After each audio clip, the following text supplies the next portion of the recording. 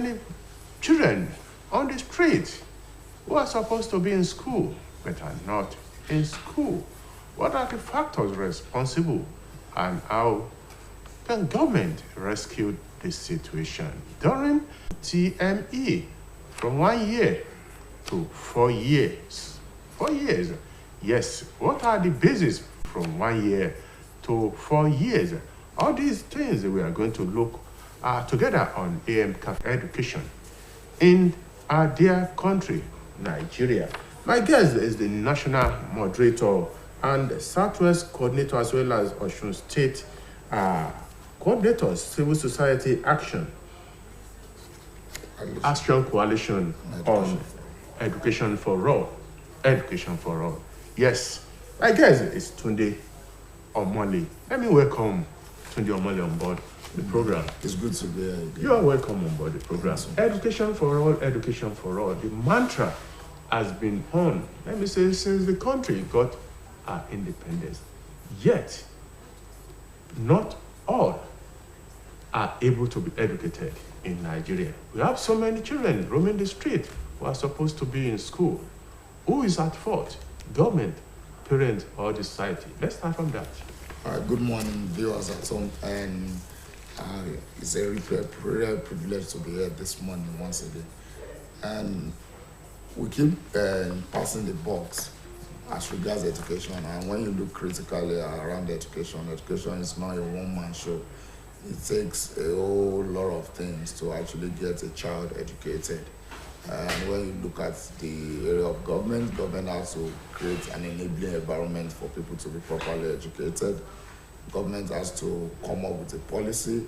Government has to regulate education policy. They have to come up with a workable and sustainable policy that is tailor-made for a particular environment or society. Parents, is as part of their responsibility, they have to get their children educated, and society at large, and all stakeholders, religious leaders, and all other stakeholders that are actually involved in holistic development of a child should be part of the team to actually ensure that we are educated. But over the time, I think the major blames have always been at the doorstep of the government, and the reason is not really far-fetched, because we know that governments should be in charge of almost educational policy they want to make. They should provide resources, they should build capacity of teachers, they should do training and retraining of teachers, they should do recruitment and focus much on human resources for education. And at the same time, they should be open-minded to some reasonable extent to accommodate what works for our immediate environment and society.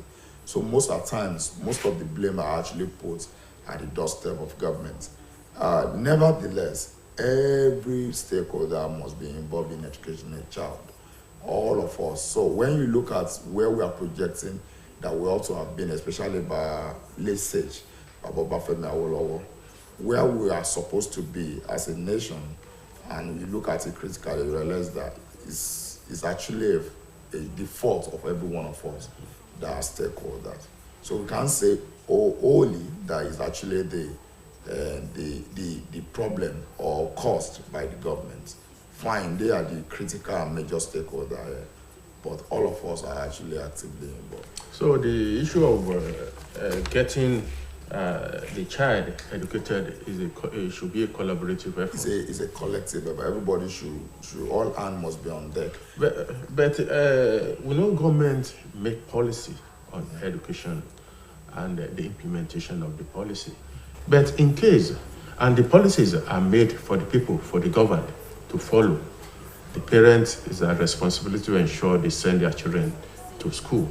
And in this wise, government provided the enabling environment for them to take their wards or children to school to get them educated.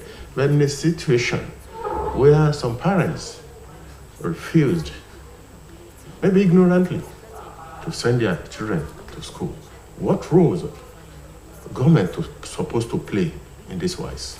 Okay, and naturally, government are supposed. I remember, even though I was not around during the time of late stage, around 1952, it was mandatory for every child to actually be educated.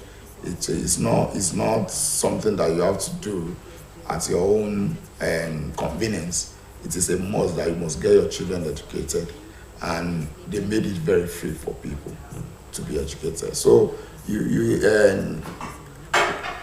in an ideal situation, if government has made all the needed provision for people to be educated and people didn't follow it to a letter, then government can actually take action and enforce it and try to implement whatever policies they have made in line with their educational development projects at that particular time.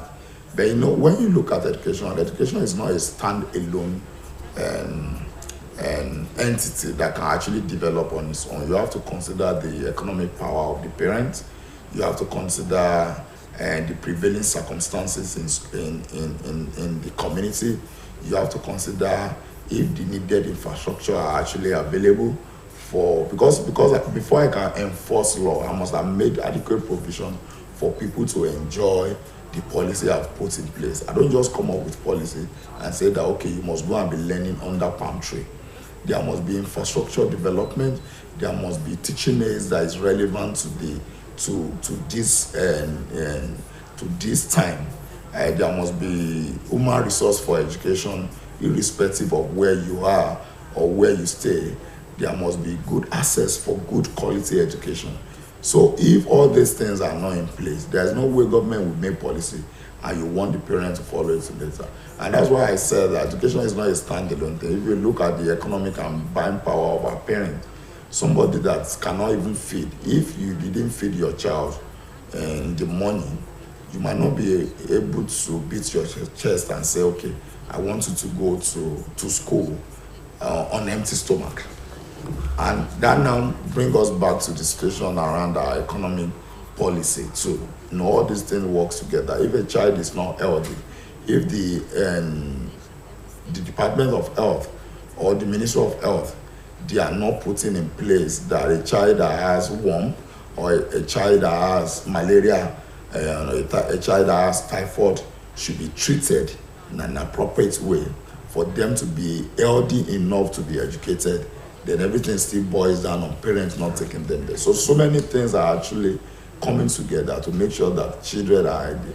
Then how about the Safe Schools initiatives, where you look at the safety of your child, where they go, thank God that we don't have that rampant around there. If you go to the northern part of the country, some schools have been shut down for the past 1 year in some northeast and northwest because of the insecurity, banditry, and so many other things. So how many parents can afford to push their children to go to school because you want them to be educated in the midst of crisis, in the midst of opera or banditry? So all these things are actually come together. So we have never had any perfect, there can never be any perfect policy in this country, but at least to some extent, government should show some level of commitment.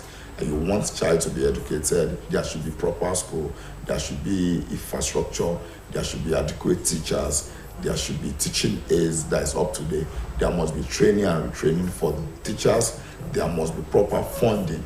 Then Abuja Declaration should be followed. And mark at least 20% of the total budget should go for education. We are coming to that, but your coalition, Civil Society Action Coalition on Education for All, I know you must have, through this civil society group, toured around some of the education facilities, not only in Osun, I know generally, and with regards to the factors you mentioned, which government should provide, to ensure that enabling environment is there for education for all.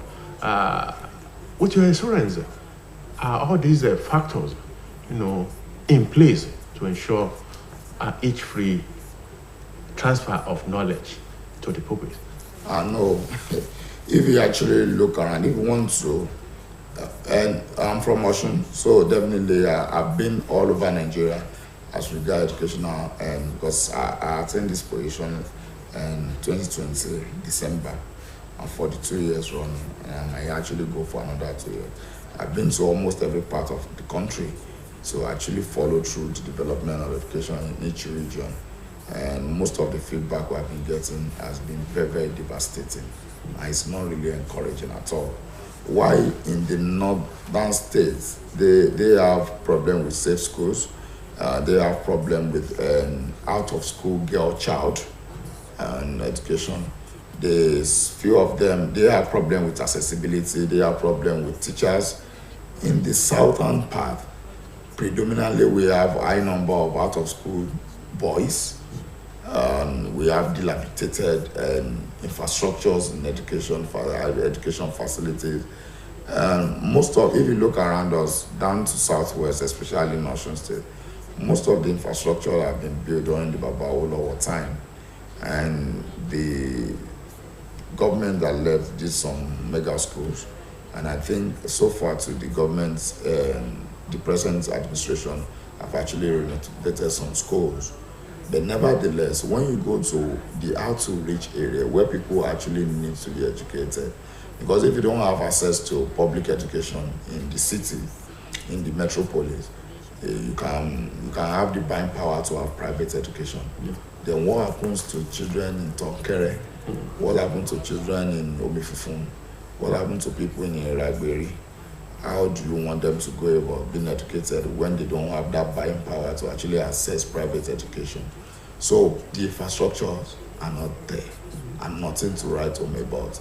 They are not 2000 compliance for the learning of education. If you look at the education and transformation around, it's getting much more digitalized by the day, because you can't be using an analog methodology to actually train a digital age that we are dealing with now. Then how much of our teachers, despite their level of commitment, despite their sacrifices, have been exposed to up-to-date training? Most of them, they are not there. Then commercialization and privatization has taken over the quality of the education that is happening all around, especially in a state like Osun.